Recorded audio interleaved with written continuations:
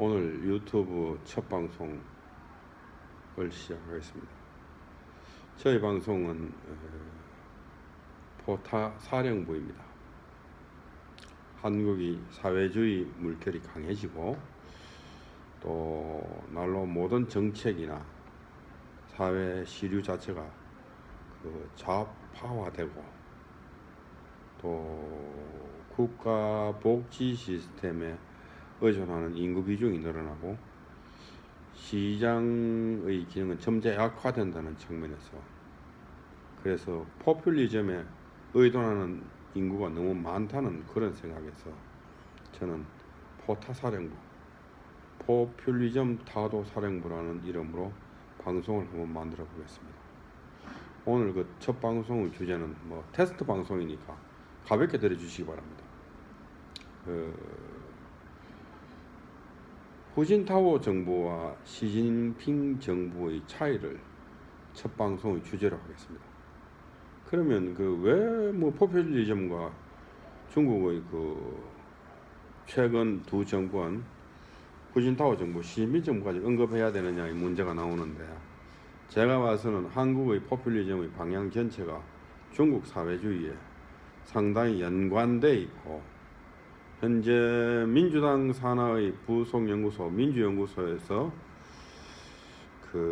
와 중국의 중앙당교, 중국의 중앙당교는 정책 생산소죠.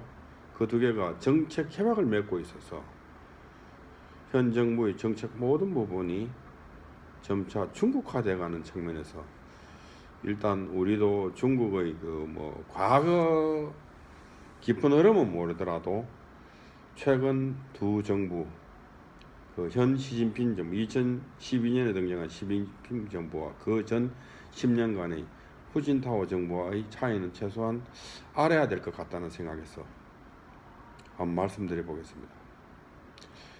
누가 제게 시진핑 정부와 후진타오 정부의 차이점을 한마디로 요약하라고 하면, 저는 한문인데 시진핑 정부의 노선은 국진민퇴 노선이라고 하겠습니다.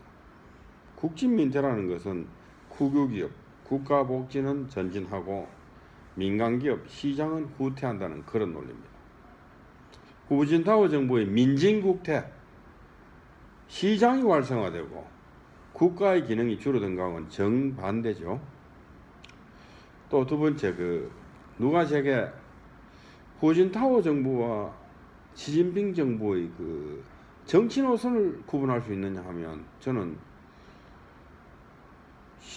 후진타오 정부는 경우정자, 경제는 우파, 시장 중심으로 고려하고 정치는 좌파, 상무위원회의 분권 중심으로 고려한 경우정자 노선이었다면, 시진핑 노선은 경좌정우, 경제는 좌파, 국가복지나 국유기업의 기능을 늘리고, 정우, 정치는 우파, 약간 독재적인, 독재의 성향이 상당히 강한 그런 강경파라 하겠습니다. 후진타오 정부는 경우정자의 어떤 온건파, 시진핑 정부는 대국굴기의 어떤 강경파라고 볼 수 있겠습니다. 누가 제게 후진타오 정부와 시진핑 정부의 외교 노선을 구분하라고 하면 비교적 선명합니다. 전 정부 후진타오는 덩소평의 도광양의 노선, 엎드려서 빛을 가리고 힘을 축적하던 도광양의 노선, 개혁개방 노선을 펼쳐서 미국과의 상당히 우호적인 관계에서 상호 코어 협력이 일어나는 시기였고, 지금 시진핑 정부는 대국굴기, 이제 중국 공산당도 상당히 힘을 비추겠다. 그래서 미국의 말을 들을 수 없다. 우리는 중화주의라는 거대한 적 미국을 설정해서 모든 면에서 미국과 충돌하는 1대1로 정책, 대국 굴기 정책, 군사 굴기, 우주 굴기, 그 다음에 기술 굴기, 제조 2025, 2050년 뭐 중국이 세계 패권을 장악한다는 그런 정책은 다분히 상당히 공격적이라 하겠습니다. 후진타오 정부가 도강향해였다면 시진핑 정부는 대국불개라고 한마디로 표현할 수 있겠습니다. 그러면 중국 정치인들 중에 이거 뭐 아까 경자정우, 경우정자 이런 표현도 좀 뭐 난해한 표현입니다만 좌파와 우파를 구분할 수 있느냐? 있습니다. 1949년 그 중화인민공화국이 모택동에 의해서 건국되고 난 뒤에 모택동이 걸었던 노선은 극좌파, 그러니까 경좌정우의 노선, 거의 모든 체제를 사회주의 협동조합 내지는 좌파 체제, 평등 체제로 만들려고 했습니다. 또 한편의 그 중국 건국 지도자 중에 유샤오치, 유소기와 덩소평 같은 부류들은 경우정자, 경제는 좀 우파, 시장의 기업 기능을 살려두고 또 기업인들 일정 부분 존중하면서 또 토호들의 영역을 일정 부분 인정하는 그 경우 정자, 정치는 좌파, 그 대신 정치 지도부는 좀 분권화되게 각각의 영역을 나눠서 관리하는 그런 노선을 취했었죠. 그래서 건국 초기 1949년부터 문화대혁명 1976년까지는 경자정우 노선과 모택동의 경자정우 노선과 유속의 경우정자 노선이 정면으로 충돌했던 사건이 문화대혁명이고, 문화대혁명은 모택동의 극좌파 그 평등 노선, 이 경자정우 노선이 유속의 덩소평의 경우정자 노선을 압도적으로 제압해서 완전히 썰어버렸죠. 참조재건 뿌리채 우파를 제거해버렸죠. 경우정자의 노선 우파를 제거해버린 그런 사건이었습니다. 언제 시간 나면 그 1966년에 일어났던 문화대혁명에 대해서도 좀 심도 있게 한번 말씀드릴 기회가 있을 것 같습니다. 그러면 그 시진핑 정부는 좌파 강경 노선을 제가 걷고 있다고 했는데 그게 모택동을 롤 모델로 하기 때문에 경자정우 노선으로 가고 있기 때문이거든요. 근데 시진핑 노선의 그 핵심 사상이 뭐냐? 이게 아까 제가 국진민태라고 언급드렸습니다. 근데 그 국진민태를 좀 더 정확하게 설명하면 국유기업은 전진하고 모든 기업은 가급적 국유기업으로 만들고 민간기업은 퇴출한다. 쉽게 말하면 오너기업은 빼앗아버린다는 거죠. 후진타오 시절의 민진국대 민간기업을 막 엄청나게 성장시키던 그런 개념하고는 정반대의 개념이 되는 거죠. 그때는 후진타오 경제는 미국과의 협력관계도 좋았고 민진국대 민간기업의 창의가 발달하고 하니까 중국 경제가 최고 좋았을 시기죠. 지금 시진핑 시절은 전부 국진민태로 민간기업을 자꾸 국유기업으로 유도합니다. 민간기업한테는 민민은행이 대출을 안 해주니까. 그러면 고금리 사채를 써야 되고 그림자 금융에 의존해야 되고 그러다 버티다 돈 줄이 말라서 엎어지면 너희들은 국유기업에 합병해. 그냥 뭐 민간기업이 오너가 국유기업에 좀 격리 비슷하게 그렇게 지내야 되는 상황. 심지어는 뭐 공산당 간부가 공식적으로 민간기업들한테 중국 공산당 내에서의 사유재산, 민간기업의 역사적 사명은 다 했다. 중국은 공산주의 국가이고 평등한 나라이기 때문에 모든 민간기업은 국유화해서 인민의 몫으로 돌려야 된다. 너희들은 뭐 기업 지분 내놓고 조용히 목숨만 부지해라. 이런 말까지 하게 된 거죠. 그러다 보니까 그 우리가 유명한 그 전자상거래업체 알리바바의 마윈 회장도 지분을 뺏기고 그 전자상거래와 뭐 위챗 게임의 그 텐센트라는 그 마와tung 회장의 텐센트도 지분을 빼앗기고 그 다음에 뭐 검색 바이두 우리로 치면 다음 네이버 같은 바이두의 리에농 회장도 지분을 다 빼앗겼죠. 그 훈가이라는 거 공사병제, 혼합지분대 같은 개념인데 그 주로 민간기업 오너들이 지분을 빼앗아서 중국 공산당에 반납시키는 행위를 공사합병, 혼합지분이라면서 국영기업 지분을 조금 꼽아가 민간기업 만들어 놔놓고 거기서 조직을 다 변화해가 국영기업으로 꿀꺽 삼켜버리는 그런 정책을 시행했었죠. 그러다 보니까 뭐 텐센트, 마하통, 뭐 그 알리바바, 마윈, 바이두의 리에농 다 쫓겨나고 뭐 그 홍콩의 최고부자 리카싱도 결국 홍콩을 떠났죠. 뭐 얼마나 뭐 상납을 하고 장원을 했는지 모르지만 죽지는 않고 빠져나가긴 나갔는데 결국 홍콩에서 견딜 수 없어 영국으로 보내준 것만 해도 뭐 상당히 신기하죠. 그러면 여기서 한 가지 어려운 의문이 나는 게 중국共产党 시진핑은 뭐 미쳤어.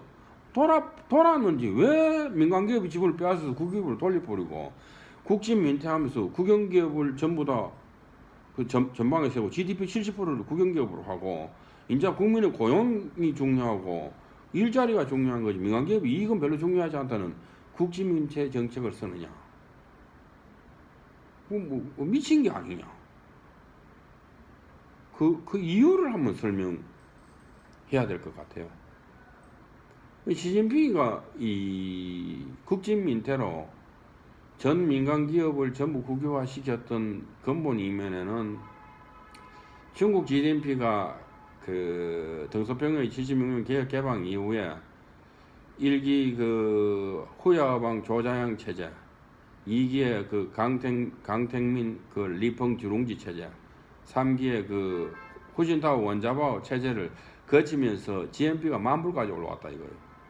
그러면서 이제 시진핑 정부가 보기에는 이런 식으로 자본의 확대가 되면 과연 공산주의 중국 체제가 유지될 수 있는가? 근본적으로 그 회의감이 들기 시작한 거라. 이런 식으로 민간 기업이 파워가 세지고 몇 개 기업의 뭐 시가총액이 몇 천조, 뭐 500조, 1000조씩 돼가고 그 공산당의 말빨도 먹게 들이지 않고 또 인민 대중들이 공산당 당원을 존중하지 않고 공산당의 지도 체제를 존중하지 않고 기업의 오너를 존중하고 민간 기업을 추종하고 이러는 상황에서 이런 속도로 더 가면 중국 공산당이 무너진다는 위기의식. 이 첫째 국진민퇴, 민간 기업의 지분을 빼앗아서 국유 기업으로 돌리는 그런 원인을 제공했습니다. 체제 안정성을 위해서 국유 기업화시키는 거. 좀 중국식 말로 하면 당성을 강화한다는 거. 뭐 좀 더 쉽게 말하면 공산주의 순도를 높이는 거. 그런 작업을 시진핑 정부가 약 7년간 해왔다. 뭐 그런 겁니다. 산업 정책 측면에서도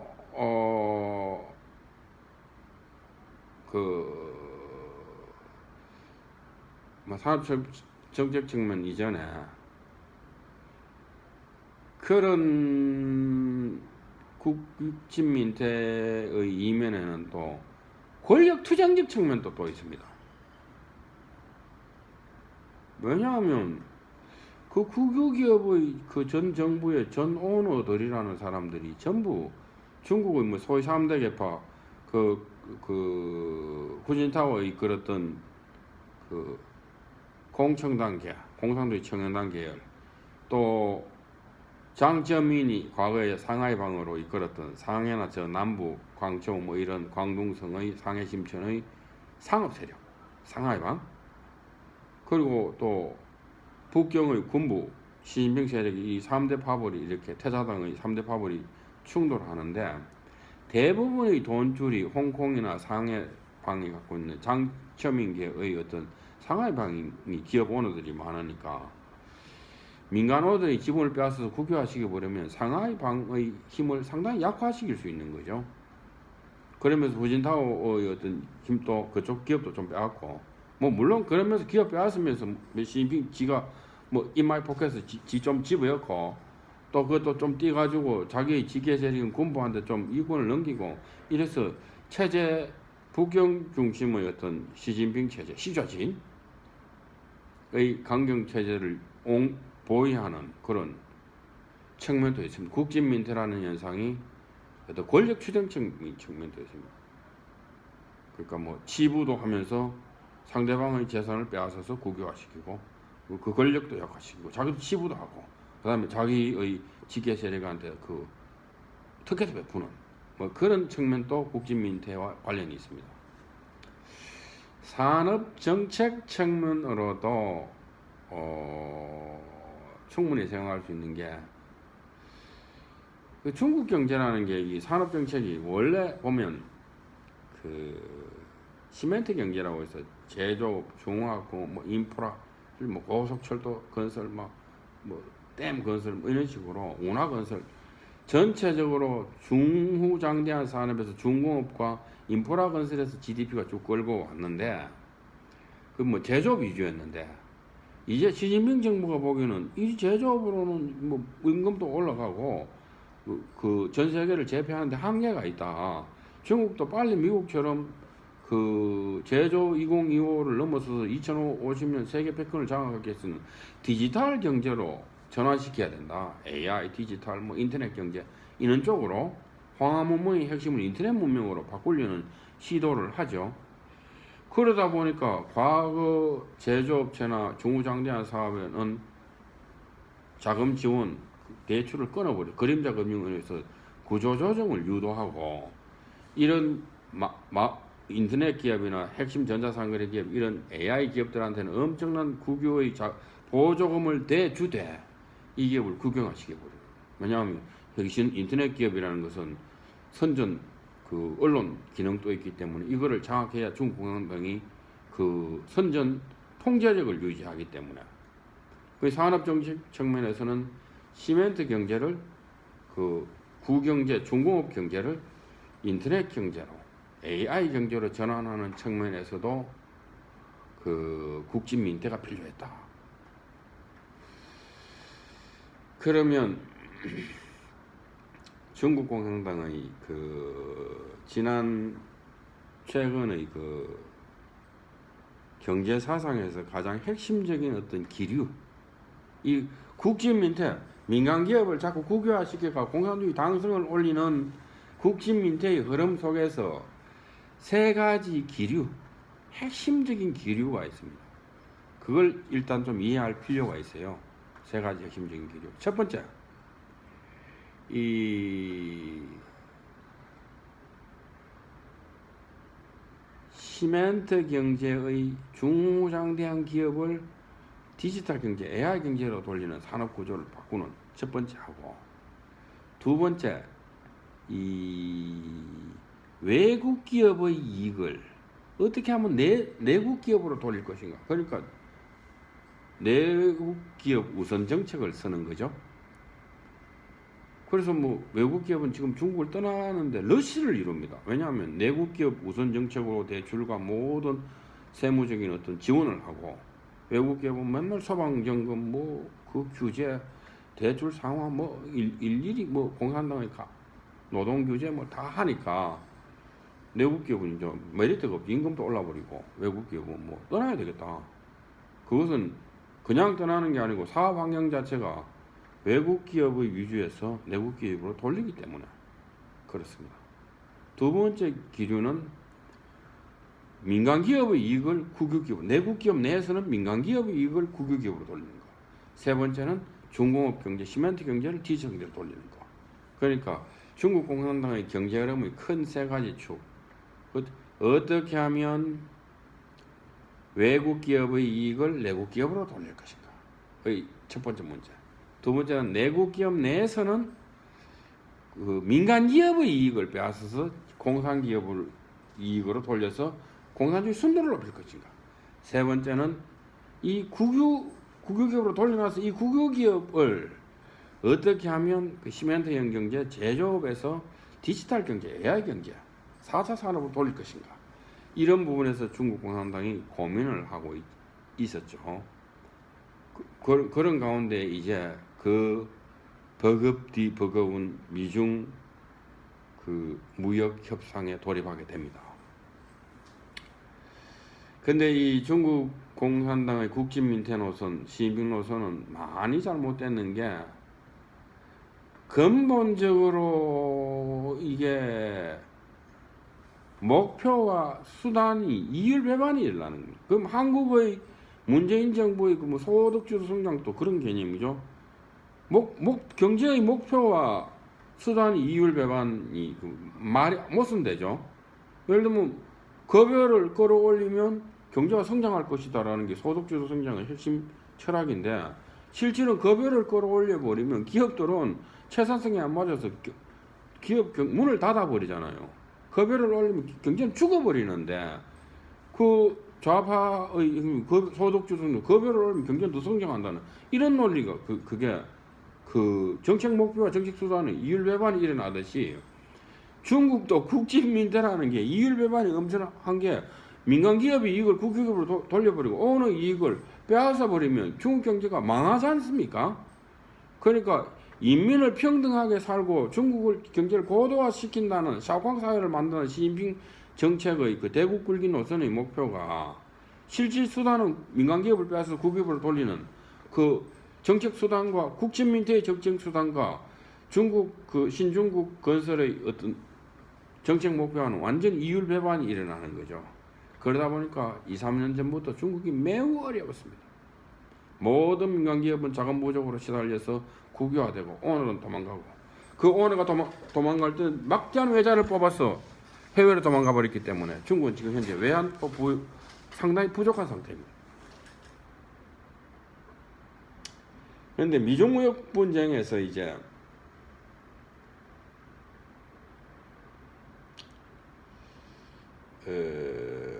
오늘은 그 시진핑의 국진민대까지만 이야기하고 그 미중무역 분쟁은 또 한 카테고리가 깁니다. 그래서 다시 한번 언급하기로 하고 오늘은 포타사령부 포퓰리즘 타도사령부의 첫 방송으로 극히 테스트로 들어주시면 감사하겠습니다. 감사합니다.